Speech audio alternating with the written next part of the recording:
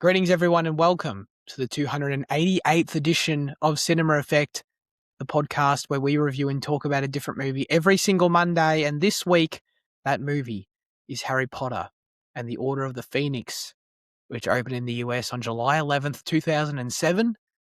It's directed by David Yates. The Yates era has begun, and there's no looking back because he does them all from now on. So that's exciting. It is a fantasy film. And the synopsis says, with their warning about Lord Voldemort's return, with their warning about Lord Voldemort's return, scoffed at, Harry and Dumbledore are targeted by the wizard authorities as an authoritarian, I can't speak, bureaucrat slowly seizes power at Hogwarts. That she does. Were you pushed, by the way, when you clicked on this movie, were you pushed the show propaganda, the trailer for the new show? No, I was. I don't get ads with HBO. Yeah, it's not ads. Well, they're not. Well, I guess they are, but you know, they just play. Like, they'll put on a trailer at the start of like a show they've got, and you can just skip it. But it comes. No, like it does that for Prime, but like if it's on HBO, it's not. Doesn't do that. Yeah, weird. No, it's the same thing as Prime. Wait, do you have HBO separate to Prime, or do you have the HBO channel on Prime? No, I've got HBO Max separate. Okay, maybe because I do it through Prime, it's different. Possibly, yes. Yeah. Yes, they actually would explain that. There you go. But no, yeah, it was funny. Like, it was the first click on first Harry Potter movie here, and then I met with this bloody TV propaganda, man. I can't put up with this every time I watch one of these movies. Huh? Who's in it? Who's in it? Sorry. You got an ad for the Harry Potter like TV show. Yeah, the trailer for the show. I thought you said you were getting an ad for a show called Propaganda. And like, it was just sorry. Sorry. It's just like a new, like, I don't know, HBO, like, I don't know, like news thing. No, they're just trying to force feed me this new television adaptation they're doing. You know what I thought about the other day? And it's the fact that, the argument's going to try and be made that, this new TV show is going to get so many a new generation of fans into Harry Potter, whatever. But any kid, which I'm sure there will be, kids that watch the show for the first time and, get into Harry Potter this way and, all whatever. Dude, all the movies, and this is a HBO Max show, all the movies are sitting right there, like on the next tile. So you're telling me every kid that's going to watch this season 1 is going to finish this season 1. Oh, I love this show. I love this. This is so great. What can I do now? Oh, I'll go watch the movies because they're right there. And then they're going to watch all the movies and they're going to be done. And they're going to know what happens. There's, you know what I mean? There's going to be my point is that then by the time like we're getting to season 3, 4, getting deep into the show, we're talking 15 years into the goddamn future before it's done. By the time you get there, no one's going to be watching blind anymore. Oh, yeah. You know what I mean? Yeah. The more I think about it, I think the more the show is just doomed to fail, like within like season 3 or 4. Yeah. Yeah. It's just, is that the angle you're thinking about it from just like a viewership standpoint, or like also from like a creative? I think it's everything. Just I think with everything behind it, and just like, I don't know, it's not far enough in the future. The movies are still modern enough for the audience. I mean, kids just don't have the attention span for a TV show these days. That's true. Like, I don't know, production costs, actors aging out of it. I think, like, I'm pretty sure, like the reason, like, not the reason, part of the reason for like the production cycle being so long is that actors don't want to be locked into one show and they want the option to do something in between. I'm pretty sure like that's like specifically part of Lithgow's contract, is that like he can do things between. Right. So like there's going to be like, I don't know, some kind of thing there. So like actors are going to lose interest. And I think it's going to be, I'd be very surprised if they go the distance. Yeah. Or like, even if they do, it's going to be this sort of like, unfortunately, sort of bastardized version of where they started, which, again, what I've been saying this whole time is that the movies already did it. They did the thing. They already saw everyone through to the end with no major recastings and, did the whole. So it just feels weird to attempt it again when you're kind of doomed to fail is the best way to put it. Anyway, sorry. I always get on the negative TV show tangents way too early. Jaden, though. This is the OG stuff. Order of the Phoenix. Mm. What do you think of it this time? This time I was kind of finding it hard to enjoy because I was just caught up in I was caught up in the fact that like I just don't think it's like fantastic world building. Like Okay. there's just a few things that just keep on popping into my head that like it's not even, I don't think it's necessarily mentioned in the books or the films. It's just, you know, like how JK adds those little tidbits on Twitter like she used to, you know, for fucking 10 years afterwards. Yeah. And like it was just that's stupid shit. That's where she dropped the Voldemort tidbit, by the way. Yeah, but like it's and like it's just like ideas like that, like not ideas, but like the things that like were in there just kept on popping into my head, and it's like just like how like I like the big one, like the one that just gets to me that really shouldn't is like the fact that she says that the wizarding population is only 3,000 people. That's fucking ridiculous. No, 3,000. Yes, that she said that in the time of Harry Potter, she estimates the wizarding population to be about 3,000 people. Well, that's obviously fucking bullshit. There's 3,000 people that clearly work at the ministry at the start. Exactly. and like that's that like seeing that scene is like what made me think of that like thing, like that comment straight away. Oh, dude, I don't accept that. I actually just do. And like usually I don't care about that, and like usually I'm just like dismiss it. But then like it just kept on lingering, and like I don't know, just little shit like that just kept on like bugging me the entire film, up until they actually get to the ministry at the end, and then like that last 30 minutes is just incredible peak. Yeah, and like everything was just like done away. But like my time at Hogwarts this year was like actually like this time around was like kind of sullied because I was just like, there's just some dumb shit. I don't know. Dude, JK ruining everything on Twitter like she always does, man. But like it's because someone put it into perspective. So it's like 3,000 people as a percentage of like Britain's population at the time was like, I don't know, like 0.3%, whatever.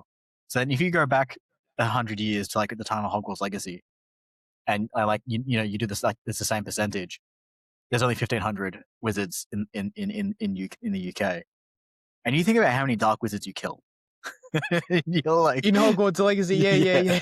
And you're like, oh fuck, I've like wiped out half of the wizards in yeah, that's right. But they're all hiding in these bandit camps. Yeah. Wow. But yeah, so okay, I was a little bit distracted. Yeah. But then the end is just incredible stuff. I'm really glad about that. Okay, I've got a slightly different angle, I guess. Before I put this movie on, I wasn't that excited about it. I think mainly because, of course, we've seen these movies many times. This might be up there for me with the one I've seen the most. I feel like I say that every time, but like this one, it really, really is. So I thought I'd have a bit of rewatch fatigue. But I didn't. Instead, I put this thing on and I was reminded why I've watched it so many times. And it's because this is probably one of my favorite movies, full stop. It scratches that itch of being comfort food, nostalgia, entertaining, but still having that substance in the drama for me. And I've just always been really drawn to, of course, what you're referring to, how this film handles the introduction of large-scale action scenes into the series for the first time, and it does it tremendously. It's really, really cool stuff that I'm going to rave about. That it sounds like we're both going to rave about. So, yeah, I've always loved this movie, and I still do. Is my summary. Yeah. So I'm very glad about that for sure. I wish Liam was here because he's a hater on this movie, and I wanted his perspective. Yeah, can you believe that? Like hater as in like a 4, or hater as in like a 7? Like what do you mean? Oh well, like so he and I did recall this about when we talked about Harry Potter in the past, but he rewatched the film and he put in his message that he thinks it's like the worst in the series. I'm like, wow. I don't see that at all. Like I would honestly, I wish you were here, Fitzy, because I would love that perspective. I just don't see it. I think I don't think that's a common opinion, is it? No, I think it's a very rare one. I think like, yeah, I'm pretty sure that like this is like considered peak, like the peak of the series between 3 and 5. Really? Yeah. For most people, I think so. Okay. Okay, cool. Like, again, to what we're talking about, what we're gonna get to with all the action stuff, it's like this was that was the main reason this was sort of always a standout to me as a kid because I just love watching it. Love Mm, watching the whole last 30 minutes because it's fucking sick, you know? And I guess that's the thing that's surprising. I mean, we can talk about it now, why not? We've already talked about alluded to it a bunch. The the thing about it that surprises me is that there's not actually that much. You no, know what I mean? Like, if you were to break it down, like, the actual, like, great awesome action scenes we're talking about, they might equate to 3 minutes total, honestly. There's really not a lot of it, but they leave an impression for sure. Are you when you get to the end here, are you basically from the moment you get into the Department of Mysteries, is that when it's yeah, the peak yeah. starts? Okay. Hmm. Yeah. Um, man, all the action, the way they visualize the spell casting as a real combat for the first time, Yeah, that's that's it. like that's I don't know if you mentioned it in Goblet of Fire, but it's the one thing they had to nail, and they kind of hinted it in at the end of that movie, with Harry and Voldemort, but in here, Yeah. like to make it the physicality behind it, especially when you get to Dumbledore and Voldemort, Oh, and dude. the it's it's a hard line to walk between about how far you need to deviate either way between you know allowing the magic to look good and having fun with it and whatever, and they just do it Mm. perfectly. Um, it's hard to imagine like a different kind of way of going about it at this point, but Yeah. yeah, Yeah, no, that's right. There's they nailed it, and you're right. I mean, we understand it so inherently because we're fans of this franchise, and it's just we sort of can just take it for granted at this point. But it can't be overstated. This film like created a whole choreography and visual language for one casting, one combat that just did not exist. You know, yeah, and it's like at the end of the day, it's like it's a bunch of actors. Just like it'd be hilarious to shoot just a bunch of actors just flicking their sticks about or whatever. But the way it all comes together in the visual effects and in some of the shots they pull off and stuff, it's just awesome stuff. This is the main trivia I've got on it. Since this movie would include one dueling at an elite level, a specific one choreographer, Paul Harris, who is actually a professional dance choreographer, which is interesting, was brought in to design the style and technique of this highly unique way of fighting. The result consists of 5 basic spellcasting moves, with each of the actors and actresses were then allowed to adapt slightly to fit his or her own character. For instance, Jason Isaacs would have a very formal and somewhat stiff fighting style, while Gary Oldman used a snappy and more spontaneous street fight style, as it's put. So yeah, they knew they specifically hired a one choreographer because they knew that they needed to start stepping up their game in this department to pull off these scenes, and they did, man. They sure mm. did. Basically, right from I guess it's when dude, but by the way, what even I think the book does touch on this, but, like, what even is that room they're in with, like, the weird ethereal thing in the middle that Sirius falls into? Like, what is that? I don't recall. I think the book I'm pretty sure the book, like, Yeah, does the book explain that. expands on it a bit. I'm pretty Yeah. sure it has something to do with death though, because then that's the reason why Harry and Luna can see and hear, but no one else can. Oh, So that's right. it was some kind of link to that, Yes, but I can't yes, recall exactly. yes. Yeah, that's right.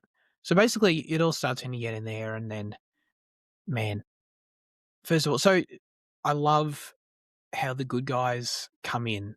It's like the Avengers Endgame moment of, like, top tier British actors. You know what I mean? Like, I Mm, was thinking about, like, think about the quality of actors in the Order of the Phoenix. You know what I mean? mm, You got Brendan Gleeson and David Thewlis and fucking Gary Oldman all on the same team, and it's just like, "Oh my god, yeah. this is sick." Um, Jason Isaacs and Helena Bonham Carter to balance it out. Yeah, yeah, And it's absolutely, yeah. yeah. This is my Avengers. This is what I wanna see. Um, and then so there is a bit of apparating in Goblet? there was like a little teasers hints of it, I think. Yeah, when the Death Eaters land in the cemetery, that kind of. Yeah, Yeah. yeah.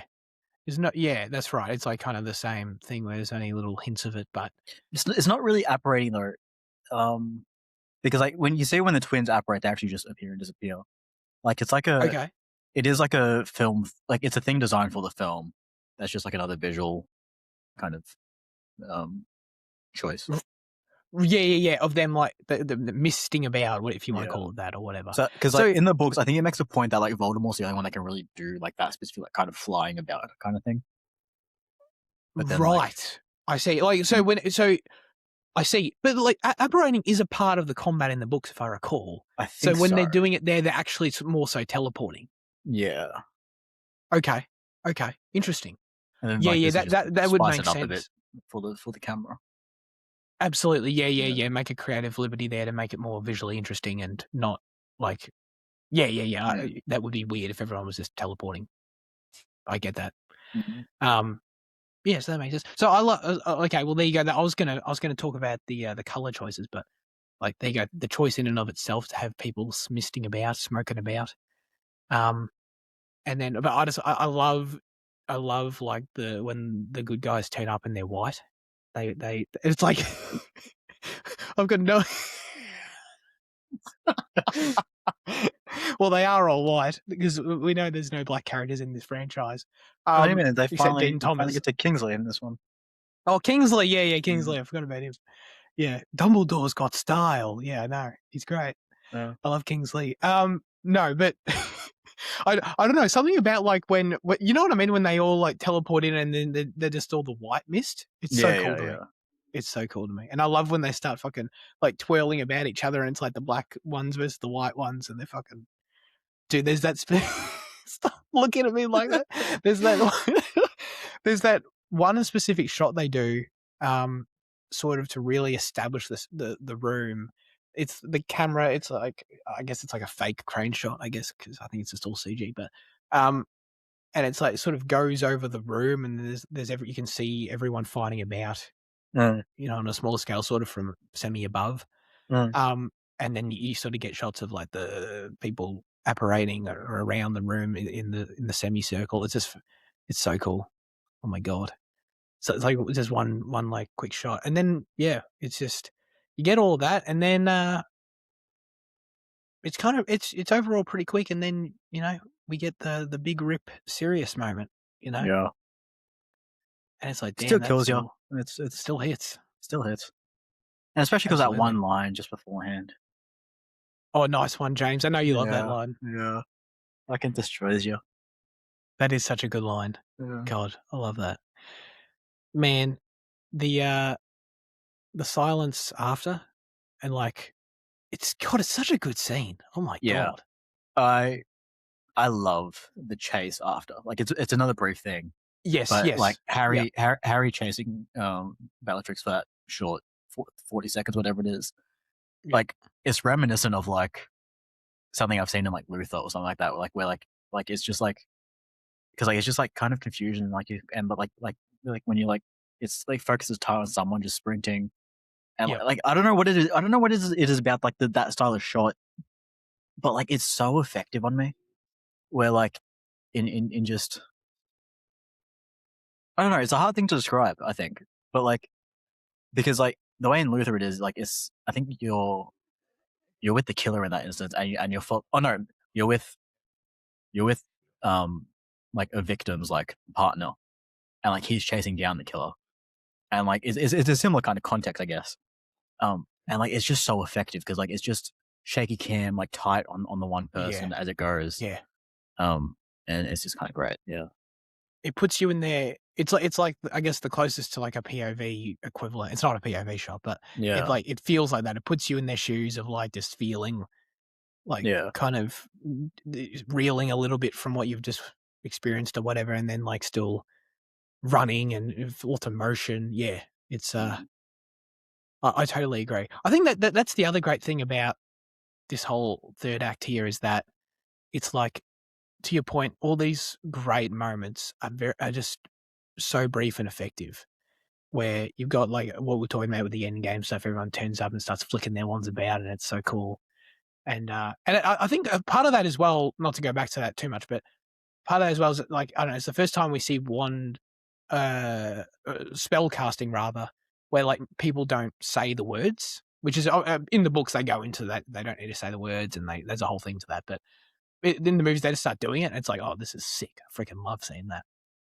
But then of course you get the serious death moment still hits. I love the choice to have the silence afterwards of Daniel Radcliffe, just pure emotion on screen, just the scream and silence. David Yates said that was a specific choice to call back to The Godfather Part 3, which is really interesting, Right. which is cool. But God, it's so effective. It's a smart choice. Hasn't Helena said like it was like such a powerful scream that like it affected her as well or something like that? Yeah. It was apparently I read that it was her and Emma Watson both said that like Daniel's scream on set like both made them upset because of how Yeah. good it was. And then they just silence it. But that's the thing, like you don't need the audio. You can tell. You can tell. For sure. Yeah. So it's a really, really great performance there in that moment. And then you get into the frantic running, another sort of like 30-second thing that's just so great. And man, oh my God. Are you kidding me? You get one of my goated. We've talked this scene's so good. We never reviewed this movie, but we've talked about this scene many times. One of my goated epic action scenes of all time between these two legendary characters. This scene, dude, it's the Yoda versus Palpatine of Harry Potter, is how I'd put it. But it's like it's so much better. I'd just say that in terms of like the equivalent character roles, I guess. Sure, yeah. That, the ultimate grandmasters from either side find each other, which is like obviously who doesn't want to see that as a premise. But then it's just way better. Oh my God. How does this stand up to you still? It sounds like it hasn't lost any luster. No, it hasn't at all. I don't know. Like I think as the series goes on, and then as you take the break, and then get into Fantastic Beasts, the depiction of magic has got, gets better with each iteration. But like in this kind of like first big showing, like I don't know, it's such a creative showing of it as well. It's just amazing with non-traditional spells and the breaking the glass and the water and all that shit. So there's like a lot of fun to be had there. But then I don't know. There's so much fun in Rafe's performance. Dude, this guy gets 1 minute screen time and he does not waste a second. No, not at all. Like everything he does, like in the little dialogue bits with Harry, and then obviously as he's fighting, like it's all just so entertaining. I love his little bits, like when he's like in Harry's head and like it's just like on the green screen, it's like it's fucking killer. That stuff is kind of that is kind of a bit goofy, to be honest. Like, it's so goofy, but I fucking love it. I understand that taking people out because that is dated, that part, but like I don't the fun of it. That. Yeah, I don't know. I think it's all just staged well. Like I don't know. It's in such a massive hall, but they've like structured it well in that like you kind of have the tied apart in the center bit. It's like you feel the danger of like the spells because there's tiles flying and shit, but then like you have the room to breathe behind them. It's like it just feels like it's, I don't know, they've given themselves the right space for it. Absolutely, it's such a cool set. I love the Ministry set, and minor spoilers, we do get to go back to it, which I love. Just that hallway and that entrance sort of fountain area. Man, and I love obviously like it was needed. I love like it's cool going there at the start. Like you could have just had that alone. I was just like, oh look, we're in the Ministry of Magic. Isn't this cool? And it is cool, but I love watching it at the start, knowing why we're seeing it. Because we're going to tear it apart. Like that's why. And that's so cool to me. Yeah, no, I completely agree with what you said about the creativity of the spells and shit that they do to each other. I love like all their moves. They're just like obviously it's like very visually appealing, huge scale stuff. And that's really cool. But like it's not just like, I don't know, I feel like you could have, I don't remember what the book describes, but I feel like you could have just gotten away with like, I don't know, big flashes of light or big lightning bolts or, whatever. Sure. Yeah. And to have it be this CG that's still really good of the fire dragon into the actual like water Yeah. ball and like actually trapping him in the water ball thing. And then I love when Voldemort shatters the glass Yeah. and like literally shatters all the glass in the room and then like forces it and then Dumbledore turns it into sand. It's like, oh my God, come on. It's just, yeah, the creativity is the best way to put it. Mm. Um, And even that the part sound is, design that goes along with it, like when he's oh like yeah. with the water, like when it's like the whooshing and stuff, and like Yes, yes, the yes. click flicks, and like I I'm don't know. The story no, is no, no. so incredibly well constructed. Like Yeah. it's on like all like the technical like details there as well. Like it's just I don't know. Yeah. I'm so glad you brought that up because the sound design is incredible. There's and it really stands out because there's no score and no dialogue, which I Yeah. love also. There's no epic music playing or whatever. It's just like you're just there on the ground level. And it's all that's the other thing too. It's such high impact happening all so quickly that you're kind of like, I personally, the experience it gives me is that like I'm struggling to process it because because it's such crazy shit happening so quickly and they're operating on such a faster level than I can like comprehend. Mm. But I think that's the feeling it's meant to give you. Yeah. It's not meant to feel like this. You're watching something epic, even though you are, but it's meant to feel like, holy shit, what the fuck is happening? Like, Because you are kind of rooted in Harry's perspective, still kind of on the ground, and like it yeah, is incomprehensible for him as well to see magic at this level. yes, So yeah, like yeah, it's they do a good job of it. Like it's that's right. Exactly right. Yeah, and Dumbledore obviously has that bit where he knocks him back too and tells him to piss off yeah, I love while like he's in the middle of it. he's just like flicking him back like while he's doing all that. Yeah, yeah, I love that too. And no, the sound design is incredible. Of like every little bit and like the water and man, it's like literally if you go back and watch that scene and pay attention to the sound design like I did this time, like it is all the sound design just completely carries that scene. Like there's the audio engineers like literally made that scene because they created all the sound from scratch on it, like 100%. Um, so yeah, man, I love it. I love it And so much. How tight it all feels. Yeah, exactly. The incomprehensible feel to it. Um, it's peak. It's peak action scenes of all time, in my opinion. I've got I no think as problem well, saying like that. in terms of like magic, like not even just within the series, but like I don't know within cinema, like there isn't really magic like this beforehand. I don't know. No. Lord of the Rings magic's kind of lame. I'll be the one to say it. So Well, like what even is it? I don't know. There's like Gandalf whispering to like birds and shit. And Sauron like looking into a ball I think of the scene where Gandalf and Saruman and like fight each spinning it other. around and They spin each other around or whatever, like push yeah, each other against the wall. Yeah, yeah, yeah. yeah. That's fine. And like You know? Narnia has some cool magic, I guess, but like it's not like this, you know. It's like it's Yeah. yeah, like this is I don't know, such a step forward in a crazy way. It really is, but it feels like no one's taken the step forward. No one's taken the ball since, you know? And It's just, man, it's still almost 20 years since this film came out, but this scene is oh, still, jeez, I've never even thought of it. Oh my god, yeah, yeah, isn't that crazy? yeah, god, Yeah, it's a bit disturbing, but I yeah, forgot the 20th anniversary was. Jeez, it's coming up very yeah. soon here.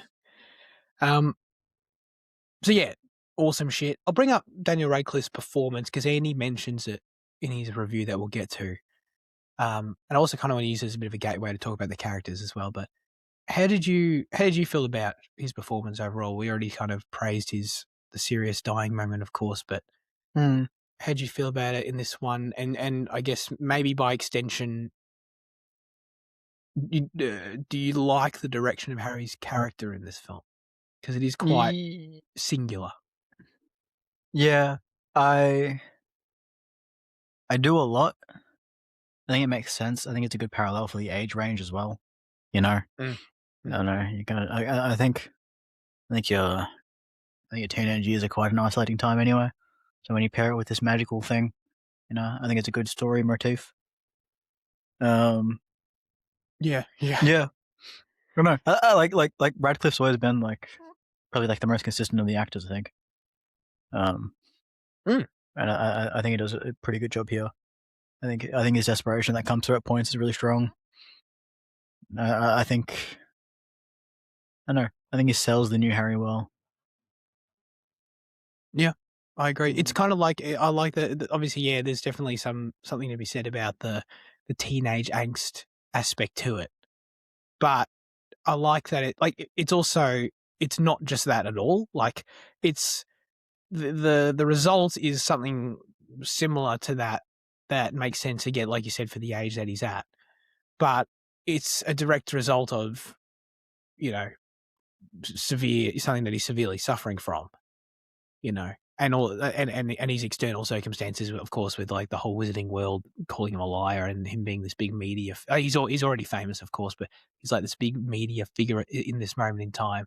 So there's a lot Mm. of pressure there and stuff. So it all makes sense it's like a better version of the Ron from Goblet of Fire storyline, where Ron from Goblet of Fire was just brat, whereas Harry in this one is kind of like shitty, but it all makes sense, like I'm like, there's plenty of times in this movie I'm like, come on, Harry, don't be like this. Don't be short with your friends and mean to your friends and that kind of stuff. But I don't think it pushes the too far into like this is just annoying for being annoying. Like you want it to be different, but it's because like I'm rooting for him and it makes sense considering he's got a friggin', you know, crazy fucking magical mental issues, basically psychological episodes, essentially, going on in his life at the same time. Mm. I'm trying to. I don't want to get ahead of myself, but I am sort of looking a little bit forward to my perception of Daniel Radcliffe's performances in these films, and I think Andy's like it stood out to me when Andy mentions that he thought Daniel Radcliffe like stood out to him in this one and kind of really pulled him in a way that he hadn't seen before, and I don't disagree with that at all. I think this might be his actual best performance in the series, maybe up there with. Oh, I think he's really good in Deathly Hallows Part 1, which we'll get to. I mean, the whole back half of this series, he really is just great as an actor, in my Yeah, opinion. I think But that in the next one he gets to have a lot of fun, especially with the particular sequence. oh, Um, dude, I know exactly what you're so talking like, about. um, yeah, I think there's definitely good acting to have been seen in the next couple coming up. Yeah, Um, yeah, yeah, no, I think it definitely does now. I like I don't know, like obviously like as an actor, as these people get older, like they're going to be more attuned to like I don't know their abilities and how far they can go with acting, all that. But this really felt like a kind of a like a I don't know like a waking up kind of point, maybe. I don't know if that's right, but yeah. like To me, it does. it felt like an actor coming to the craft. Like this felt like a stamping of like Yeah. this is my craft. Yeah. To me, it did. Mm. Absolutely, and it's interesting because I listened to an interview with him pretty recently where he said like I was kind of surprised. He said like the last few years of Harry Potter was probably where he felt like he was the shittest of an actor. Mm. He said he was self conscious the whole time, which is like the worst thing you want to be as an actor, which obviously makes sense. Um, so it's just interesting to get his perspective on that, where he didn't feel that at all, but like as a viewer, I see it personally. Um, I mean, obviously there's a different level of confidence that he's got now, but it's just yeah, it really you're right. It feels much less like I'm watching a child actor. Um, I think that discredits the two most recent films as well, but like it does feel like it's very much come into its own at this point. Mm. I agree.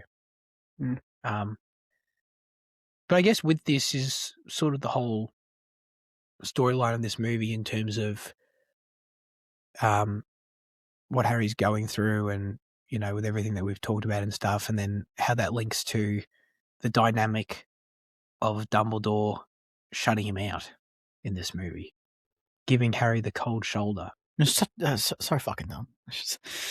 Yeah, yeah. Well, I was literally just gonna say, like, Yeah. does this feel contrived to some extent? How did you react to it? Yeah, I don't know. Like, I can't remember feelings with the book. I think he always feels less isolated in the book because I think other students have a bigger presence. So like he always doesn't feel as distant from Dumbledore as he does, because like, I don't know, I think like Dumbledore's probably a more important figure in the books as well to Harry, but like I feel like he's not so dependent on the relationships like the way that the film depicts. Like, in terms of like guidance, like especially. But I don't Yeah. know. It's. I mean, I think it works. I don't know. I mean, it sells the point, obviously, about like the whole eyesight thing, obviously.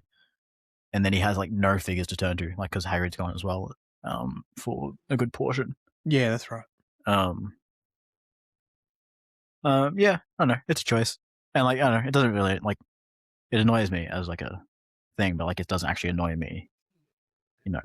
Um, like it has the intended effect of annoying me, Right. You Yeah, don't. yeah, yeah. So yeah, you don't think it's bad. You don't No, think it's no, poor. no. Yeah, okay. But it annoys you because you're like, Dumbledore, what are you doing, mate? Yeah. I mean, there's like a touch of me that thinks it's poor, but like not really, you know. Yeah, I can see an argument for it not being the most fleshed out thing, Yeah. Yeah. possibly. And I don't disagree at all with the idea that it could have maybe used a bit more screen time. So the interesting thing about this is the second shortest film, Mm, and it's the longest book. yeah. So like a lot was cut from this, which I don't really remember, to be honest. Um, but it just goes to show, like, I think that is one element where, like, maybe it could have beefed up and been a bit more fleshed out in terms of understanding it a bit more.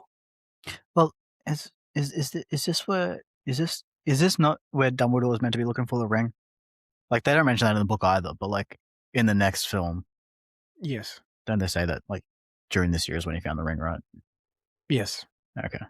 I mean, it's like there is a Yeah. story reason for it. Yeah. Yeah. And he says so at the end. Yeah. Yeah. So I guess what I just said is sort of preamble to say that I like it. Like, Okay. I will stand by it. Yeah. Like I said, I think it could be fleshed out slightly more, but I like how Dumbledore has his own mini sort of character development in this Mm. film. It's the first time that Dumbledore has felt like a three-dimensional character, to be honest. Like, I know in the first two, he's kind of that just sort of like presence who's there comforting. Okay, that's cool. Mm. And then the last two, he's kind of like, he's a fun presence. He's definitely a presence. But he kind of just sort of does the thing where he's sort of the guiding hand at the end kind of thing. This is the first time he actually has development of his own and actually impacts directly in like the relationship side with Harry, Mm. and I like that. I think that's cool, and I think it's cool that at the end he realizing it's a tactical decision on his part, as he explains. He doesn't want to cause Harry any more pain, and he doesn't want to you know get him wrapped up in this stuff, and it's like, okay, I disagree with that, and that's sort of the annoying part you were talking about, where it's like, I disagree with it, but it was well intentioned. It wasn't the right thing to do, but it was well intentioned, and I appreciate that we understand that he gets the moment to sort of explain his rationale, and that he's still very much treated as a flawed guy, despite him being this sage figure in the series. Mm. So yeah, I think it's cool. I'll take anything that's adds a bit more depth Mm. to Dumbledore and his and Harry's relationship, which is going to like I mean, he has become really flaws important. in droves going forward. So I mean, like, Yeah. yeah, I love that shit. yeah. I really, really do. Mm. Honestly, I mean, I can't wait to talk about the next film, and there's so much to pick apart in terms of this conversation in the next film as well. This Yeah, does lay the groundwork for that, though, in terms yeah, of not necessarily in terms of plot.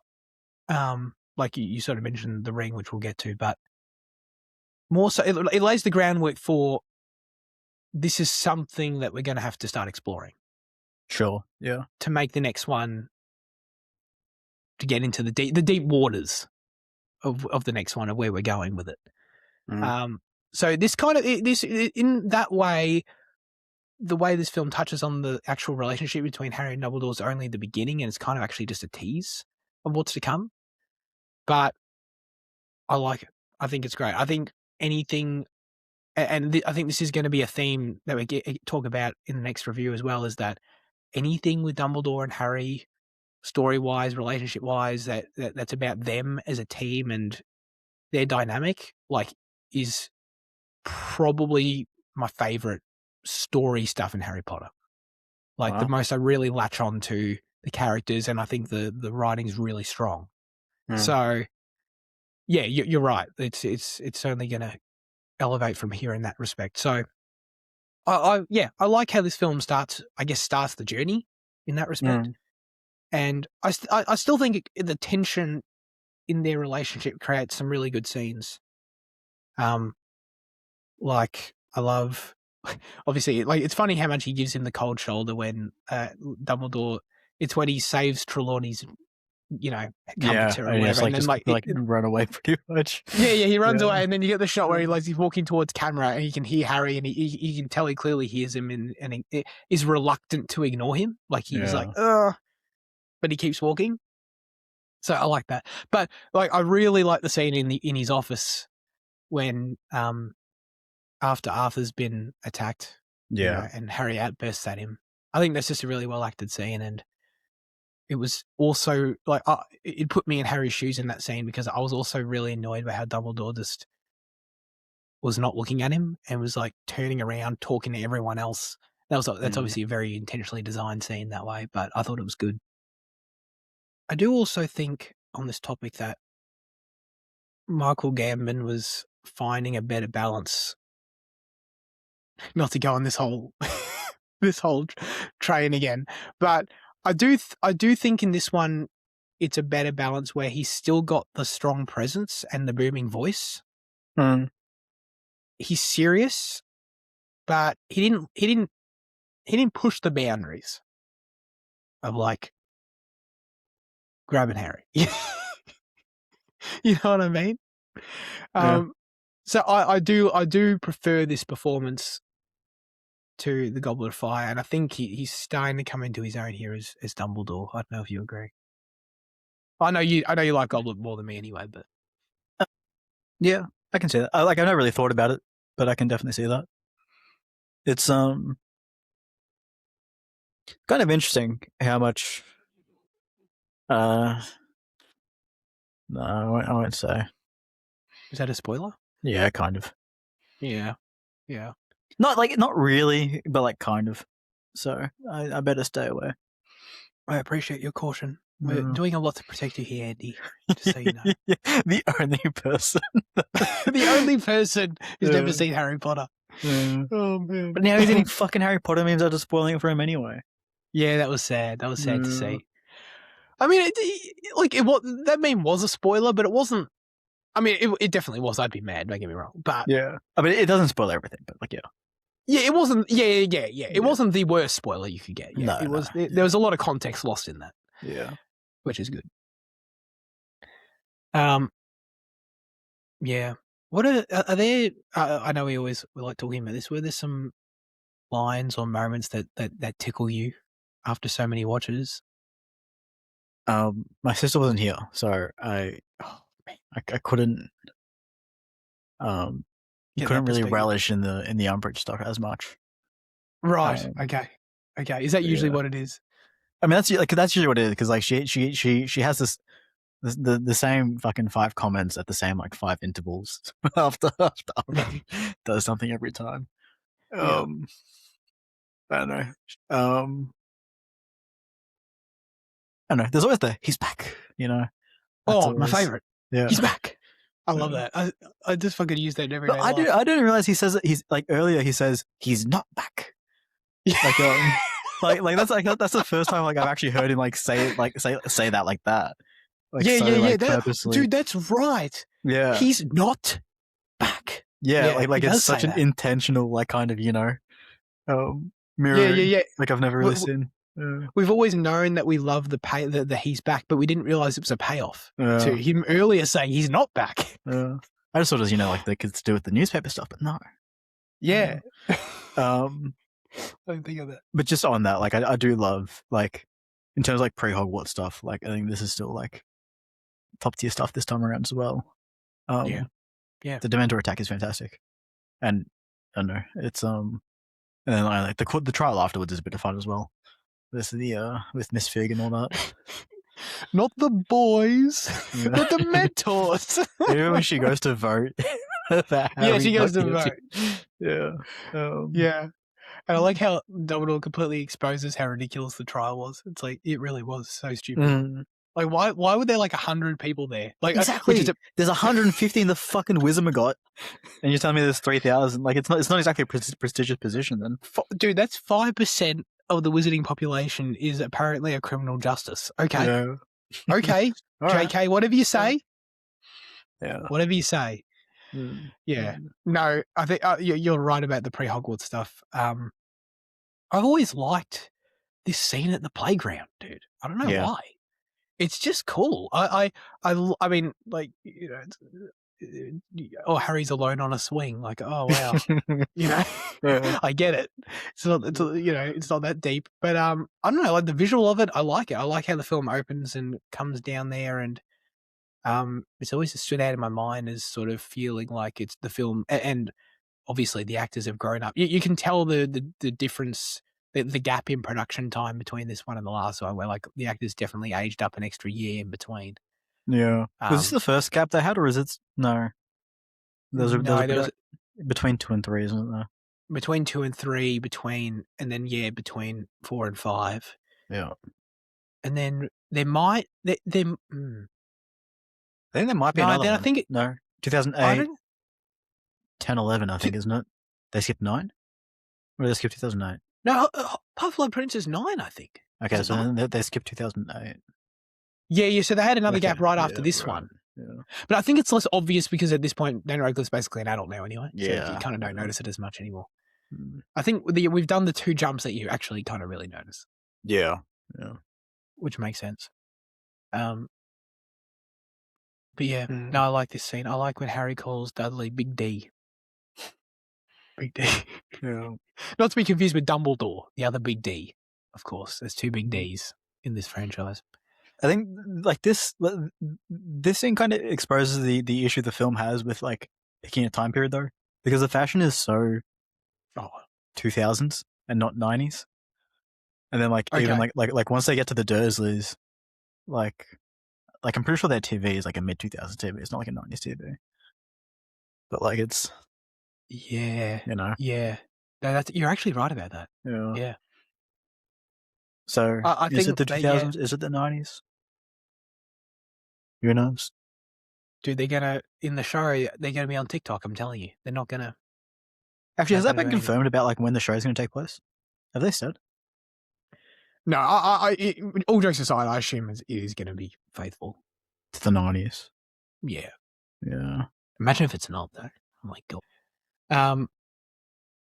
Yeah, I don't know. I just love with all these films that when you see them so many times, I love just noticing all the little details and just fun little shots and stuff. Like I love the shot when Vernon turns around, he's got the ice cream spoon in his mouth. Like, like that's the level of shit I'm noticing at this point, right? I just think it's hilarious.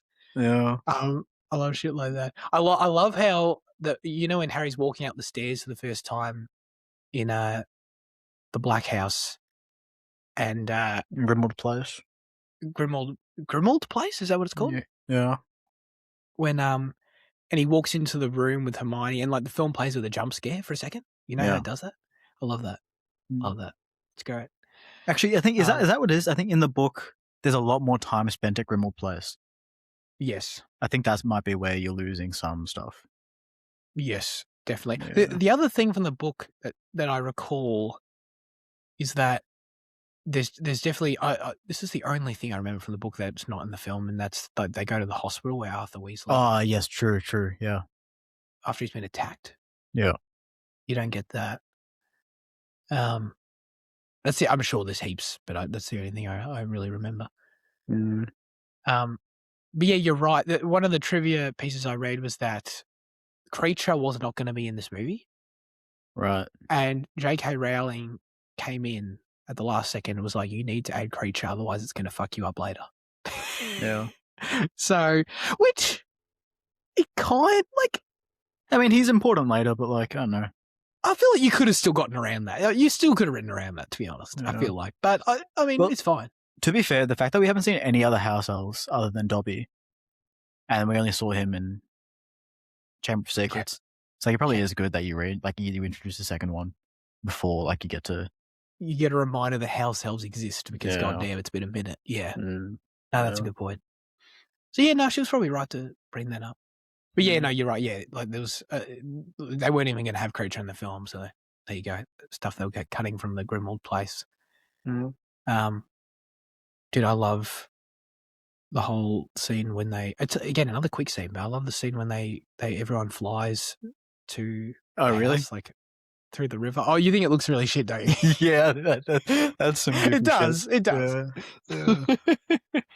Yeah, the CG doesn't really hold up on it, but I just love this, dude. I love the score in this movie. Nicholas Hooper's score. Yeah, it was so like lighthearted and bumpy there. Like it was. Oh, it's whimsical, all the whimsy. Whimsy, yeah, of course, yeah, whimsy, definitely. Huge whimsy, dude. Yeah, it's great. It's good. I ate that shit up. The score's great in the whole movie, by the way. Yeah, so I love that scene. Oh, I mean, we talked about Umbridge, but we also kind of didn't. Yeah, no, we definitely brushed over her. How much do you hate Umbridge? I don't know. I mean, this time around was less potent, but I mean, like she is like the character that everyone hates, like more so than Voldemort. I think like everyone just hates her. Oh yeah, yeah. It's just totally. Like there's just such a pure hatred that like doesn't exist for the other characters. No, I'm the same. Voldemort's fine compared to her. Yeah, no, like my mum like sat for a while and she's like talking about like the pink color. She was like, "Oh, why is she in pink?" I was like, "Yeah, I don't know, it just is her." But then like it made like it's a like the thing that made me think of like she has like such a granny look and like such a mundane look that like the rest of the wizards don't have. But like she's a pureblood, isn't she? And like she's like all about purebloods, but like she doesn't dress like a wizard, you know. That's a good point. Mm. Yeah. I think, I mean, I assume the whole pink thing is just a costume design choice. Yeah. I don't think the pink thing isn't in the book, I don't think. I think it is. Oh, it is? I'm pretty sure it does. I think that I'm pretty sure it is. Like, okay. I don't want to speak out of turn. Like 97% though. No, okay. 97.2%. Yeah. Yeah, okay. No, I think Imelda Staunton's performance is fantastic because she fucking sucks. It's like a tremendous... This is the perfect example of the love to hate character interpretation of like it's so good you hate them. Like that's the thing. Like it's intentionally very well done for you to hate this person, and I still feel that very strongly. The ignorance is insane in terms of like her and Fudge, the whole like attitude of that hive Fudge as well, of like, stop lying, Harry. You must not tell lies. Stop lying. How the fuck do you know he's lying? Like, you know what I mean? Like, it's one thing I'd get I understand that's the whole point, and that they're in denial essentially. Is that they don't want to believe that Voldemort's back, so they do this. Like, okay, I understand that, and it's meant to be annoying because of that, because we know he's back. So I get it. But purely from like, if I'm in this world from a pure logical standpoint, I'm just like, okay, I'd understand being skeptical because I didn't see him. There's no confirmed site, nothing's confirmed. It's you're trusting this person. Okay, all right, whatever. You can't tell him that he's lying. Like, how do you fucking know? You can go like, I have my doubts. Like, okay, that's one thing. But like, I don't know, like it's just so rude, so rude, so mean. Don't project your denial onto other people, Umbridge, for God's sake. But I think yeah, I don't like that the movie throws Cho under the bus. With like the whole thing. Yeah. Because in the book, like it's kind of Cho and then like one of the other Ravenclaws, but then like it's revealed pretty early, like it's like it was coerced, but they really let you sit in that, you know, in the film Yes. to the and like Yes. it's just like such a throwaway line later that like it just kind of gets swept away anyway, because it's kind of like when there's all the hubbub of everything else. It's Yep. like Cho is very much like kind of I don't know. I don't like how they. She doesn't I don't. really get Yeah. redeemed. No. And she just doesn't really appear much in the rest of the films. No, yeah, she gets yeah, that's totally true. I Yeah. feel like she needs like some redemption screen time or something to like make good. Or for the sorry, I should say, well, for the others to make good with her and like acknowledge that we understand, you know, Yeah. that you didn't do us dirty, you weren't a rat. Mm. You didn't mean to. But yeah, no, you're right. They kind of just you feel sorry for her because they kind of just rush over it. Yeah. That's a good But point. it's How do you? I don't know. Oh no, No, no, no, sorry. it's right. You go. Um, how do you like? I mean, the other big part of this movie we haven't really talked about is Dumbledore's army and Harry training up his mates. You know, to the room of requirement. All this stuff in the film. Is this a point of enjoyment for you? Yeah. Yeah, I like it a lot. I like Harry as a teacher. Yeah. Kind of reminds me of Luke. Printing off tests and writing on the whiteboard and, getting the class ready, you know. Yeah. Mm. Yeah. No. That's my main takeaway too. Is that I like seeing Harry. He naturally sort of slots into the mentor role quite well, Mm. and I like seeing that side of his character. I like that he's reluctant at first. I also like how the story acknowledges, like in the scene in the bar, you know, when the people come to visit, and hear about if we're going to start a secret club or whatever, and like Harry kind of isn't into it at first, and then they bring up and acknowledge all the crazy stuff that he's done. Mm. But I kind of, not to get too meta, but I kind of like in that it's, yes, Harry has done all these things by nature of this being an adventure fantasy series. You know, like he's the protagonist of an adventure series where, he kills the big snake and he saves the day, he does this and that. So obviously that makes sense. I kind of like how then like the story acknowledges that and builds it into why people would want Harry to teach them, if that makes sense. It's like, it's perfectly logical. Yeah, he did do all these things. I don't know, he's modest about it and that's fine, but I don't know. It just kind of makes perfect sense to me, as opposed to it feeling like it's an elevated world where, oh, people just do this crazy shit all the time. Like, no, like it is acknowledged that Harry, it's pretty impressive. Yeah. And I'm pretty sure that the books outline that like Harry is like quite an adept, like kind of dueler as well. Like in the way that like Hermione's proficient at, like the tech, like oh no, or like the other stuff and all that shit. Like I'm pretty sure like Harry's meant to be like a top quality, like kind of caster. I don't know specific terms. Caster, yeah. Duelist. Yeah. However you What's want his to put subclass? Yeah. Yeah, exactly. Oh man. Yeah, no, I like all those scenes of him teaching the kids and stuff. They're all fun.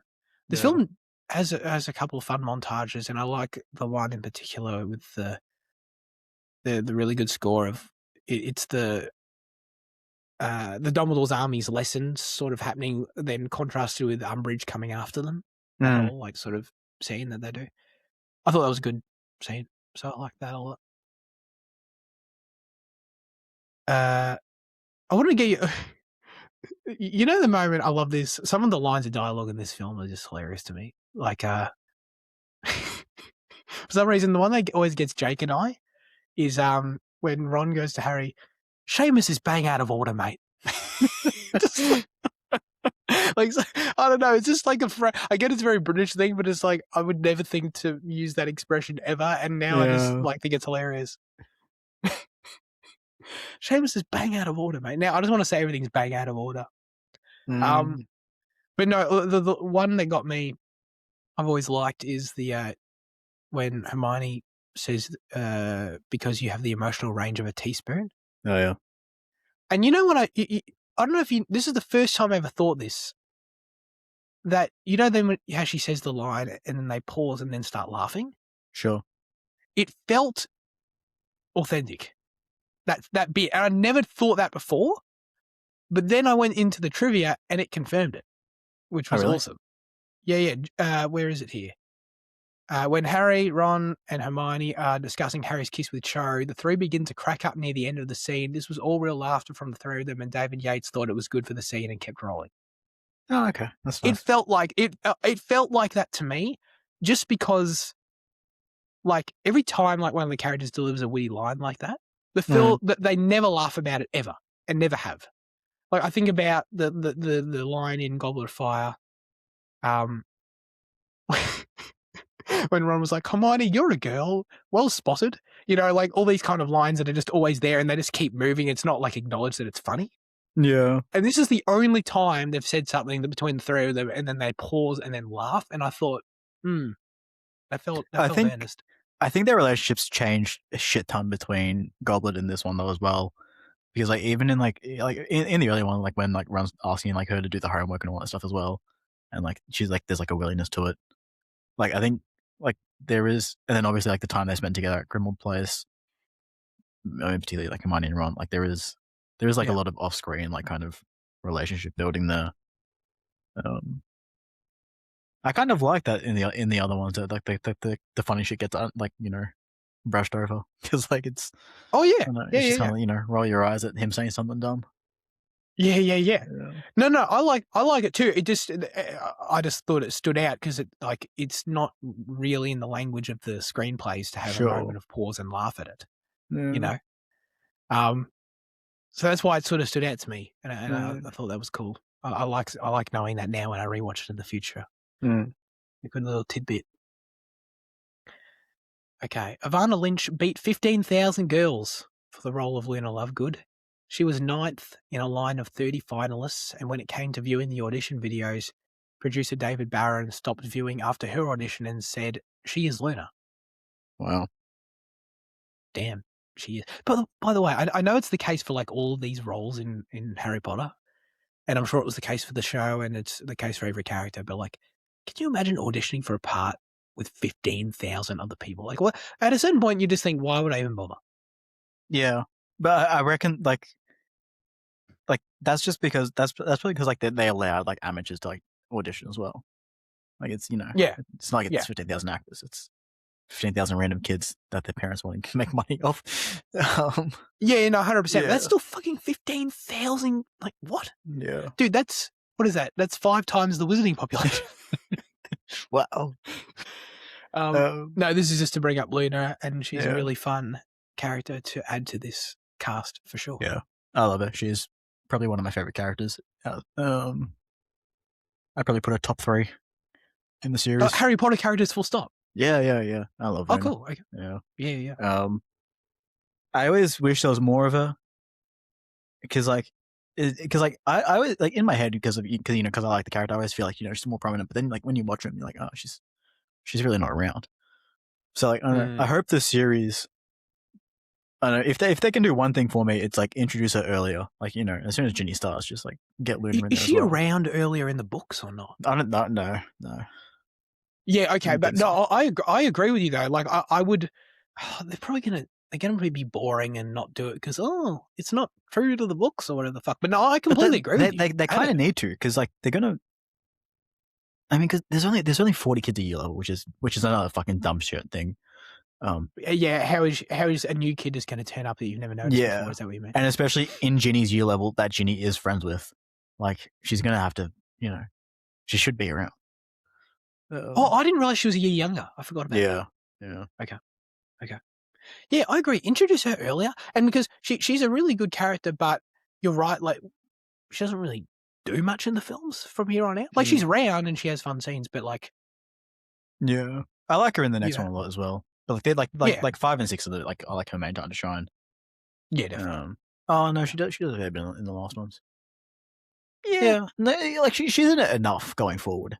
Enough, enough. But I want more, and I think you agree. Yeah. No, but Ivana Lynch is fantastic. I wish she was in more things. I'd like to see what she's like as an actor beyond Harry Potter, but she just hasn't done anything. Like, really? Like, does she not act anymore, or is she in stuff that's just nothing? I'm pretty sure. Like, I mean, like she's got like 0 movies, but maybe she's on TV. I mean, maybe, but I don't know. God, she's not even on the main top cast here on IMDb. I need to go into the full fucking thing. She's got 31 projects under her belt. I mean, that sounds alright. Not really. When you got Harry Potter to start off with, Maybe she just, I don't know, she's not into it. Mm-hmm. Well, I know she did an interview a few years ago where she said that she thought that after Harry Potter she'd be set for life, and she didn't realize that it wasn't going to be like that. Yeah. Yeah, she's got small things here and there. Yeah, a lot of very shorts. small, like a lot of Yeah, no, you're right. It's just a lot of shorts and like a couple of episodes of TV and so on. So I would like to see her more. Dude, just bring her back for the show. Yeah, have her play one of the professors. Yeah. Oh, I meant as Luna, but no, yeah. Have her play. I don't know. Have her play Trelawney or some shit. You know, she could probably do that. Yeah. Just saying. Just saying. In terms of other components, I think one of the main things we haven't talked about.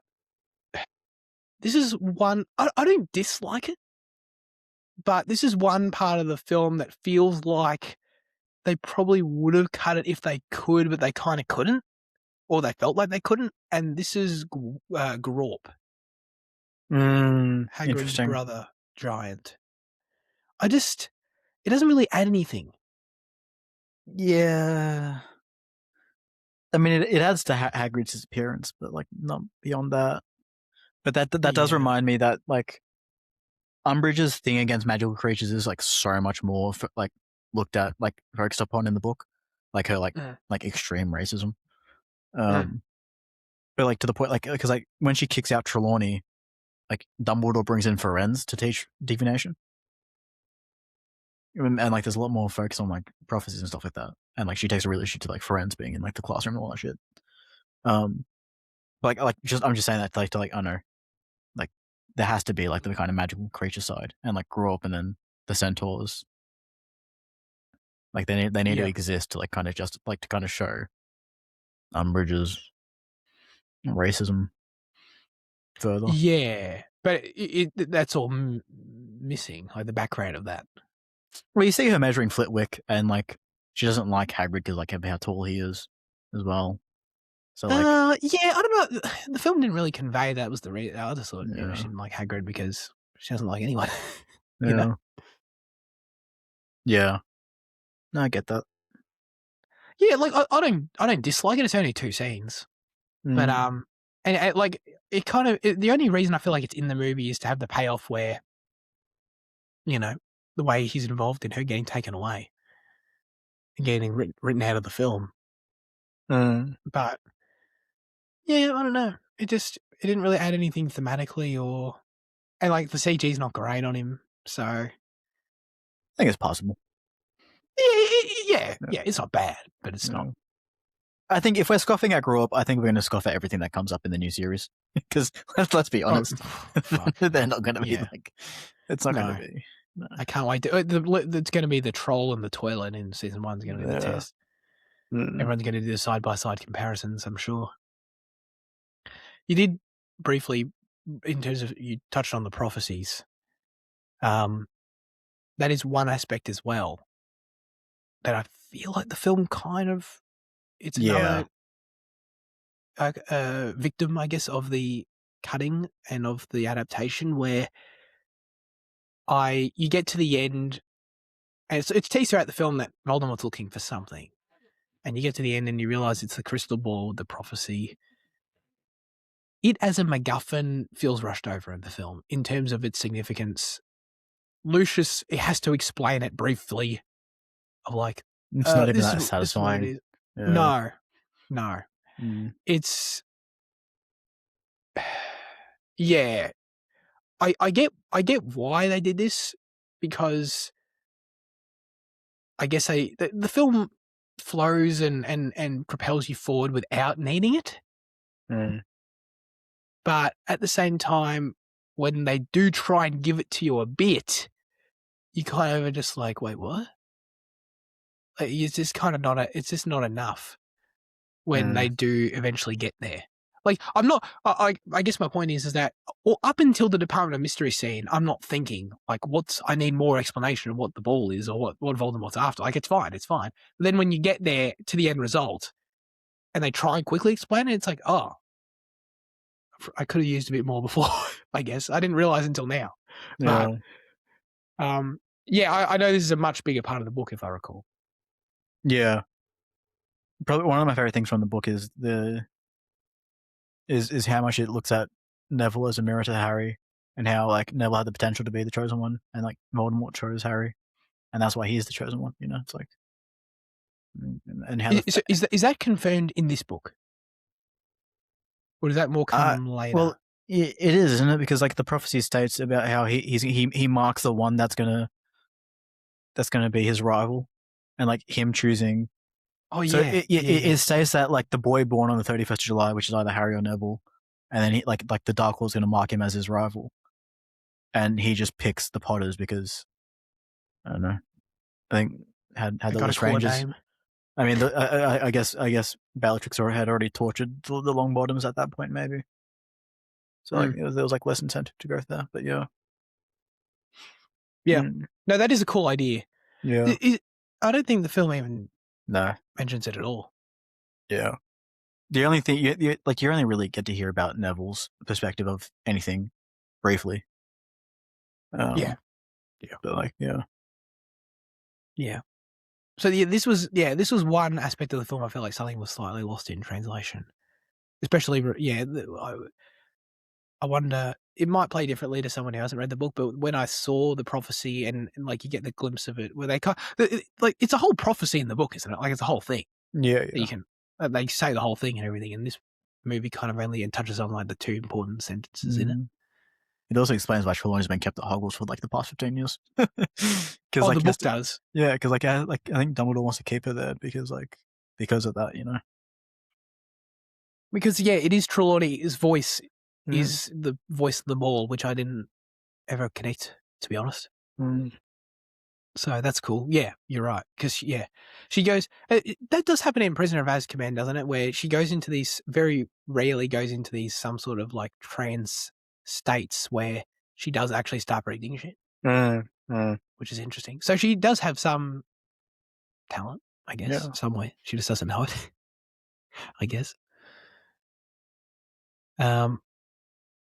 What else have I got for trivia? Oh, this is just a fun one. During filming, Alan Rickman banned Matthew Lewis and Rupert Grint from being within 5 meters of his new BMW because during the making of the Goblet of Fire, they spilled a milkshake in his car. That is pretty funny. I love just picturing that. I don't know the visual, like picturing what that's like being on driven set, around in the back of BMW. Alan Rickman's car. It's so good. I love it. Jeez. Oh man, I freaking love. Well, that's the other thing we get in this film. We sort of get the first glimpses of Snape's time at Hogwarts and why he hates Harry's dad so much and all that. That's cool. Yeah. Well, you get a ton more of that in the book. I think there's like another 3 or 4 Legilimens lessons. Yeah. Occlumency. Legilimens is a spell, I think. Occlumency. Yeah. Something like that. Yeah. Dude, I fucking love. I love it. I mean, I don't bring it up every single time because I don't know, at a certain point, I'm just, repeating myself. But Alan Rickman's line delivery, oh my God. I love when he says, it's part of the montage when Umbridge is interviewing him. And she says, and you were unsuccessful in acquiring the position. And the way he says, obviously, it's so funny, dude. I freaking love that shit. Oh, it cracks me up every time. We also get introduced to Tonks in this film. Dude, I swear to God, I still don't know who she is. Don't call me Nymphadora. But like outside of that, like, is she with Lupin at this point? No. I think in the books, I think like it briefly discusses that she's interested in Lupin. Okay, so it's a minor spoiler Yeah. there. My apologies. Yeah. But that honestly, that's so minor for the movies. I could barely even call it a spoiler. That's more Yeah. of a book spoiler, to be honest. Um, but But yeah, she rocks up at the okay, end fight again, you know. yeah, yeah. Yeah. I guess this just made me realize that obviously I've read the books numerous times, a long, long time ago. This just made me realize that like with the movies really being the only thing in my current fan consciousness, I don't really know who she is actually anymore. Mm. I'm sure she's a cool character in the book or something. The only other thing I've got to say, it's such a tiny thing. I love that Dumbledore calls Voldemort Tom. I think it's so Oh, yes. I That's think it's tough so as shit. cool. Yeah. Fucking cool. I get chills Yeah. when he appears. Yeah. You've been Just forced forced to to come come here here tonight, Tom. tonight. Yeah. I love it. It's Yeah. like, oh, man, it's like in this world, it's a big enough deal that when people call him Voldemort, Mm. say the name Voldemort, I love how Dumbledore does it one better. It's like fucking Mm. I don't know anything about Voldemort because he actually, we'll get into how he actually knows Tom Riddle. That's cool. I love that. Okay, I'm good if you are. I am good too. Let's get into our final verdicts for Order of the Phoenix, and then I'll do Andy's review. Mm. Up I'm that. going to drop it down to a 9. You at a 10? Sorry? Were you at a 10? Yeah. Yeah, I was at a 9 for a long time, and I think in the past like 3-4 years, I bumped it up to a 10. And Okay. I'm just going to take it back down for Yep. the time being. Yep. Because I didn't get the same enjoyment out of the school year that I typically do. Okay. Yep. I'm going to also give it a 9. Stays at a 9 for me. I thought about giving this film a 10 from how much I was enjoying it. Yeah. Like when I said at the start, it is one of my favorite films overall. It honestly is in that tier of pure enjoyment for films. But there's just a couple little like hang-ups that we talked about with like some things that I feel like needed a tad more fleshing out.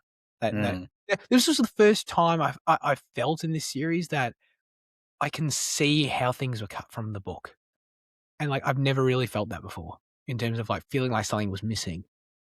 Um, so yeah, but I still love it. Still think it's an awesome movie for sure. Andy did write in his review for the Order of the Phoenix. This is the very valuable first-time watcher perspective, which I love to get every time. Andy said, "This Harry Potter series keeps getting me more engaged entry by entry, even with a new director coming in. This entry in particular just feels deep and dark. Daniel Radcliffe seems to turn it up a notch compared to the previous movies, particularly the Voldemort possession scenes. I was mostly shocked about Sirius's death more than the Cedric one, which I feel like is the common favourite amongst you guys and fans. His quote about how the world isn't split into good and bad, as we all have light and dark within us, was probably the most emotionally resonant line out of the entire series, even if my explanation of it may sound corny. No, I love that stuff. He really didn't deserve to die in the hands of his psychotic cousin, briefly well played by Bonham Carter, with her usual idiosyncratic look. Yeah, true. The mise-en-scene is interesting because Umbridge exudes her presence with pink everywhere she goes and in her office. And I thought it created such an interesting contrast with the colour palette of Hogwarts in general.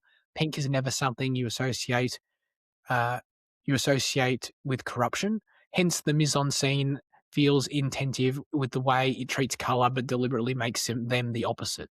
Yeah, that's a good. Yeah, that's a good point. I guess I can also understand why Umbridge is the character people will love to hate, which is a result of Milda Staunton's pulling off the most insufferably bitchiest performance in all of cinema.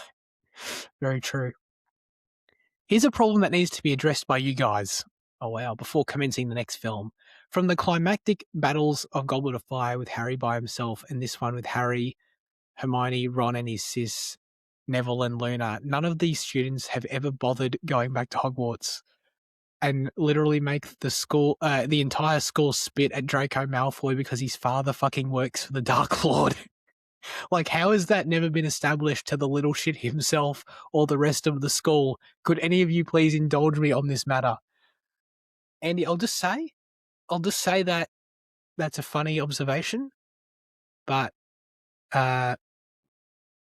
just wait one more movie and we'll get there. Don't worry about it. Don't worry about it. It probably won't fully satisfy his answer, but it'll open up a lot. Yeah. In terms of why they don't fully. Yeah, I guess it doesn't change the fact that like they don't fully like talk about it in this movie in this year. Yeah. So I guess that part, yeah, but no, they definitely get a lot more into an aspect of that in the It's next one. basically an open secret about the Malfoys being involved with the dark arts. So Yeah, is essentially what it is. And like the same goes for like quite a few characters. Yeah, For for sure. sure. Like, yeah. Other than that, not sure if this is my new favourite of the series, as the previous three have been stellar. I'm not the best judge of this franchise, but one could argue that the shorter length could make the storyline and characters feel overloaded, but I noticeably found myself more engaged with Order of the Phoenix than the others. Perhaps because the runtime was shorter than usual, I don't know. Also, I'm in love with Looney Lovegood's Irish accent. She's my manic pixie dream girl. But I'm sure she wouldn't be described like that from the original novels. Feels like this was the kind of thing we debated about with Amelie. Overall, good cinema, but freakishly sweeping for a fifth film of any series. Andy, dude, we got him. Andy's on board. What You know? what did we discuss with Amelie? What did he mean? Was that just you and I on that episode? I think it was. Yeah, but like, what? Feel like this kind of thing that we debated about with Amelie about her look. Her look? About you said she was creepy and like maybe was it something to do with that? Yeah, I think I did say that. Okay. Yeah. I'm not 100% sure. Dude, my memory's so bad. But yeah, dude, I need to be playing some brain training games. My fucking memory shit. dude, I literally downloaded a folder on my phone and called it Brain because I need my brain to get better. Oh God, the brain rot affects everyone. It's like I think it's contagious. But no, I'm not, dude. I'm just gonna say this. I'm really happy with how this is going for Andy. To be honest, Yeah. like I know he was kind of skeptical and he was like, "Oh, all right," and like we've been telling him for years to watch these movies. I'm happy with the results so far. Mhm. He's into it, so that's great. Thank you, Andy. All right, we got no news chat. We got. Have you got a highlight? I haven't got a highlight, but you're more than welcome to do one. I watched the first episode of Task last night. Oh, nice. Yeah. It's quite good. Yeah, wasn't what I was expecting. I thought it was going to be like a murder thing, like a kind of like a killer thing rather. I don't know, something a bit more true detective rather than what it is. But I don't know. I don't think it wasn't so much the first episode that caught me. I think it was more the second. Like everything becomes so linked up so fast. It's kind of crazy. And like even like by episode 3, like they're very deep into like, you know, making the connections to like the final perpetrator. Kind of. Yeah. So I'm just kind of impressed by how it's moving, which is something interesting that I wasn't expecting. Yeah. Cool. You're liking it. Is there 7 episodes? Yeah. Okay. Which cool. I don't know. Love Like I'm Task. curious as to how they're going to sustain that. Yeah. I love Task. Yeah. Maybe I'll have it done next week. Oh yeah, I will. Yeah. Nice. I'll probably have Mary's done next week. Oh yeah. Do you plan to watch it right after? Yeah, probably. Well, Hell it's yeah. either going to be that or Sharp Objects afterwards. I might do. Oh, Sharp I need to Objects. watch that. Yeah. That's on my list too. Yeah. I think I've actually watched the first episode of that years and years ago, but yeah, that's been out for like what 8 years now. Yeah. So I might do that one next. Bit more agency. Yeah, nice. Mm. Yeah, I love all those shows. All right. Now comes the segment where we hand the show over to you with our question of the show. Last week we asked you quite controversially, apparently, who is a character you love to hate? Andy Lau said, can't really decide for myself whose interpretation of the question felt most right to me. Man, I can't either. We'll get into that. But the character I love to hate is Brian Griffin in Family Guy, mainly after season 8. I can't stand him, so it's quite rare you're allowed to hate one of the main characters. I swear someone... Oh, yeah, no. Leave out the rest of it. Yeah, well, I'll leave that out. Oh, man. Dr. Luke said, The Deep from The Boys. He's such a ratbag that I love watching him try and keep failing. I love hating this character. Okay. No, I won't get ahead of myself. Sorry, I'll get the answer first. It's a good answer. I agree. Liam said, Waingro from Heat. It's a good answer. Which one's Waingro? He's the shit stirrer that fucking causes all the problems, man. He's like, yeah, but who's the actor? You're definitely not going to remember him. Oh, okay, right. Okay, he's the guy. He's the guy who does the first job with him at the start of the film, and he's kind of like the new guy, and he's just kind of he's just like, I don't know. He's kind of scummy. He's kind of like he's not in the right mindset for the elite heist level team that Neil's putting together. So Sure. he ends up causing all this drama because he ends up like going to the cops and shit, and like ends up basically being their. He's basically like the loose end character. He ends up like fucking ruining everything. So, and he's just gross. There's this one scene where he's like, I think he definitely is that scene with the prostitute. I think he kills the prostitute. I think he does. Yeah, he's not a nice guy. I'm not into him. So it's a good answer. Leanne said, a character I love to hate is Cal Hockley in Titanic.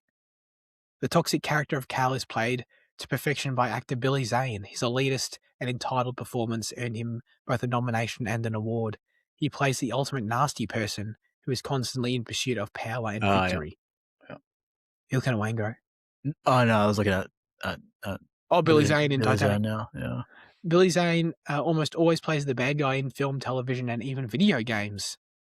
Really? I need to look that up. Another impressive performance by Zane as a character I love to hate was in Dead Calm. In the suspense movie, he plays Huey, who causes chaos and grief for the Ingram couple, played by Nicole Kidman and Sam Neill. That's it for this week. Hopefully this answer comes in early enough for the ever-changing filming schedule. Thank you, Leanne. Yes, it did. Man. Okay.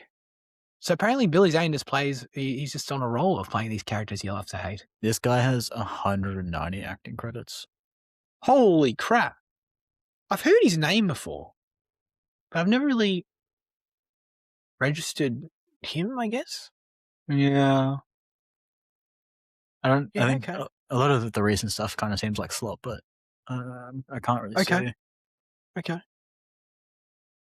That movie, when Nicole Kidman and Sam Neill sounded interesting, I'll add that to my watch list here. Dead Calm. Oh yeah, here we go. Yeah, this looks interesting. I'll add this. Nicole Kidman looks like she's 20 years old.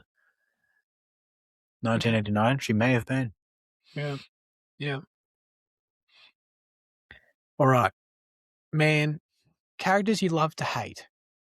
So Leanne's come in with the more, like, I guess, original interpretation that you brought up last week of a character that's very well played who's just the worst. Just a terrible character, but very well played. A quality bad character, like a hate quality character that you hate because it's well done.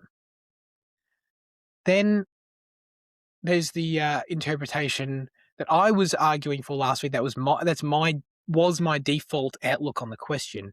And this is, I think, what Luke's saying with the deep, in my opinion, which is a character you love to hate, as in you really enjoy hating on them, or like that you acknowledge that they're a piece of shit, but the process of doing so is very enjoyable, and it's almost like you kind of there's the quality of like there's an endearment to it, like you appreciate them. I can see that, but I can also see deep being like the traditional kind of perspective as well. I think Luke describes it from your one. Yeah, he's such a ratbag that I love watching him try and keep failing. Yeah, I love hating him. Yeah, that's like that's like what I was saying. Yeah, but like I think like it also exists for the deep to just like he's such a piece of shit and he raped Starlight in like episode 1 that like you just hate him, but like he's just, I don't know, like he's so fun on screen because of what happens with him later, obviously. Yeah. That's what he is. Like he's a piece of shit, but he's a fun character that you enjoy. Yeah, that's what it is. You don't actually hate him, really. You don't really hate him. You know what that is? That's actually kind of. Is it fair to call that it's a character you hate to love? Because you love them. Yeah, because you really don't want to, but like you kind of. Yeah, they suck, but you love them. Yeah. No, I got that wrong there, Spooky. I think that's kind of, I think that's the two categories. I think it's you love to hate and you hate to love are the two categories. But I guess we're answering them both. Yeah, that's it. Yeah, okay. I don't know if that changes how you answer, Jaden. I don't know if it does. I don't know. I don't even know which one I'm answering myself, to be honest. We'll find out. There is probably not a character I've hated more than when reading The Secret History, than fucking Henry Winter. But I don't really want to go into why I hate him, because at the start of the book you don't hate him, and you don't hate him for a lot of it. Okay. But like, a huge spoiler. These characters are all so loathsome, and like as it goes on, you just like each one of them, it's but Henry in particular, I think. I think when reading, like, I think that's like probably like the truest hate like for a character I've had. But like, Wow. yeah, I don't know. Wow, that's cool. Maybe. Is this book? Wait, what's this book called? The Secret History. Oh, The Secret History. Okay. Yeah. Okay. Yeah, nice. I do remember you talking about this book. You're not going to bring up your Overwatch answer? Oh, dude, I fucking hate. The thing is, like, there's so many characters I hate in Overwatch that, like. Oh, okay. It's just like, but like the thing is, like Junkrat's fits like particularly bad on two fronts: in game design front and character design front. Like, look, I don't know how you feel about it. I'm so sick of Australians being depicted as these wacky little outback characters with crazy accents, and we're kind of fucking sucker. Captain Boomerangs. Captain Boomerangs, fucking Junkrats and Fuse and I don't know, fucking Mad Maxes and shit like that. Yeah, it's always the same archetype of fucking like, I don't know, wacky larrikins. And I mean, like, larrikinism is good and all that, but I hate the nth degree we get exaggerated to. I'm fucking sick of it. I don't know. Yeah. And then in Junkrat's just a piece of shit. He's fucking spam beach balls that do 150 damage and they bounce off 6 walls. Like, it's just not good DM design. It's just not fun. Yeah, so I fucking hate Junkrat. But yeah. That's very fair. Man. Characters, okay.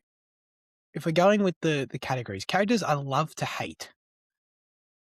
I know Joffrey's a no-brainer. But to me, it's not Joffrey, it's Ramsay. I think Ramsay's worse. I hate him more than Joffrey. And it's obviously the same. It's like a very similar thing. Yeah. It's little shit, like the worst little shit psychopath characters. But man, like that guy who played Ramsay, his name Ewan, or whatever his name is. Yeah. Is it pronounced Ewan? Because like, I don't know. Because it's like Ireland, but like, I mean, like, I could see that being pronounced like Ewan.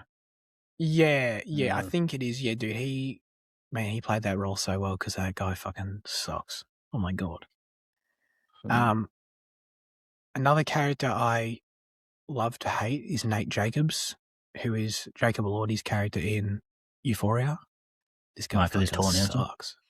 Huh? Because he's tall and handsome. Dude, no, this guy fucking sucks. Oh my god, I've always hated this guy. But no, he's such a good actor. But oh my god, this guy fucking sucks. The most manipulative, like awful. Oh, some terror. Oh my god, I'm just thinking about some shit he does. Oh my god. Anyway, doesn't Euphoria come back in like 6 days? I think so. Dude, I'm not going to be watching it for a while. I've got so many shows banked up I've got to get to. But I'll watch it this year for sure. I'm looking forward to it. Okay? And then characters I hate to love. This is the other side of it. Cersei Lannister. I hate to love Cersei Lannister, man. I fucking love Cersei Lannister, but she sucks. But I love her. You know, I find her very enjoyable. I always kind of root for her, even though like she's the worst. So yeah, it's an interesting perspective. Yet, like you're kind of put in because like so often you're made to feel like she's like been put out, but like she's just awful. Yeah, she really is awful. That's my main big answer. And then Jesus, is the scratching that loud? Nah, it's fine. I Oh mean, my like, because I like that's the first time I heard it, but fuck it. Jeez, that was so annoying. So that's the main one. The other one I'll just shout out as well, kind of in the vein of the deep, is what's his name from J.K. Simmons from Whiplash. What's his name? Fletcher. Mm. I hate to love that guy. He's awesome. He's hilarious, but he's obviously a terrible human being. But oh, come on, he's an abusive man. But goddamn, I love that guy. Mm. I think we did. I think we answered somewhat acceptably. Yeah, I think so. I'm happy with that. You know what's funny? I was looking at a Reddit thread. They mentioned a few Game of Thrones characters. They did not mention Joffrey or Ramsay. That's shocking. Yeah. Are they the no-brainers? I don't know. They mentioned Littlefinger and Cersei, I think, was the two I saw. Oh my god. And like Cersei you mentioned, but like Littlefinger, do we hate Littlefinger? I don't know. Like he's slimy and weird. But like I think I just like Littlefinger, to be honest. I don't think I've ever like thought of him as like a he's kind of like I guess he's kind of a villain, I guess. But I like him. He's just kind of he's just kind of conniving and like he's like a little he's a little finger. He's like a little dude who's just kind of doing little shady things, trying to work his way up. I think it's kind of endearing. I think it's kind of is that the right word? No, I think it's like it's kind of respectable, to be honest. I'm kind of like I kind of get it. I'm like, dude, if I was in this world, I'd be you. I'd be like you who can't really do shit, but is like trying to play the game, you know? Yeah. So in this thread, no one's mentioned Joffrey or Ramsay as like someone mentioned in like one of the responses, but like no one's put it as like, you know, actually. It's pretty bizarre. Yeah. Such a no-brainer. Mm. Oh man. All right. As always, we'd love you to submit your responses, thoughts, and or reviews for next week's film in the YouTube or Instagram comment section, or join the Discord server. This week, we've got a story for you. You're going back in time to kill someone in Hollywood. Who do you choose? And on which date in time do you do it? I guess the last part's a bit of a bonus, if you want to be so specific with it. But let us know. You're going back in time to kill someone in Hollywood, remove someone from Hollywood. Who are you doing it to? Yeah. Who are you doing? Who are you whacking, as it were? Because like, do we provide an example, or do we just let people, you know? I always provide it. I mean, I'll give a fucking really easy example. Let's kill Harvey Weinstein in 2001 because that's given him enough time to have greenlit and funded the Lord of the Rings trilogy, but then kills him before he does anything else bad. No, I'm pretty sure he raped Rose McGowan in like the 90s. Yeah, I know, but I'm saying at least we get the Lord of the Rings trilogy out of it. What I'm saying is, I know he does terrible shit, but at least get the fruit first, and then stop it and then cut it off after. You know what I mean? Maybe we can't ask this. God, that was so bad. Anyway, we've actually. I would ideally just end the episode there, but we've actually unfortunately got to keep going because we've got a poll, and we have it's an Instagram poll. We've got nominees to announce. Jada and I are going head to head, nominating a film each, the usual thing, and then you must vote to decide which of these two films that we'll review in a fortnight's time. I acknowledged to Jada at the start the fact that I've lost 3 polls in a row and keep coming back. I get to keep nominating because Fitzy isn't here this week, so things keep going out in my favour. But I feel like I'm not on a very good streak, so I'm not overly confident. Jaden, do you want to go first? No, you go first as the loser. Fair enough. I'm nominating Fury from 2014. Oh, I would love Fury. Oh, cool. Okay, that's good. I would love to watch Fury again, actually. Oh, nice. Okay. Yeah. What about you? I'm nominating If I Had Legs, I'd Kick You, which is the Rose Byrne film from last year. That it's finally come to stand. Oh, yeah, I should just watch that. There you go. Both films that we're both happy to watch. So why don't we just... We could just put them in the schedule and just choose new ones. Yeah. Why don't we just do them both? Whoever loses, just do it next week. Yeah. Let's not even bother doing a poll. Okay. All right. Oh, well, at least it's a win-win. So there you go. Those are your Oh, dude, I nominees. fucking love Fury. Have you seen Oh, Fury? no. That's Oh, why I dude. nominated it. Oh, dude. Fury is so good. Nice. Oh, Uh, cool. This is getting me excited. Go to our no. Instagram page, check out our stories within 24 hours of this episode going live and cast your vote. That's it for this week's episode. Thanks, everyone, for tuning in. Jade, what are we doing? I started stumbling because I'm trying to go quick. What are we doing next week? Next week we're doing 12 Monkeys, the 1995 Terry Gilliam one, not the TV show. That can be found on Binge and Foxtel and Paramount Plus. If anyone in Australia, one of those 10 people that has Paramount Plus is watching the show. I have it. That's how I'll be watching it. Yeah. There you go. Excellent. All right. I appreciate you for joining me as always. Have a great rest of your week, people, and goodbye.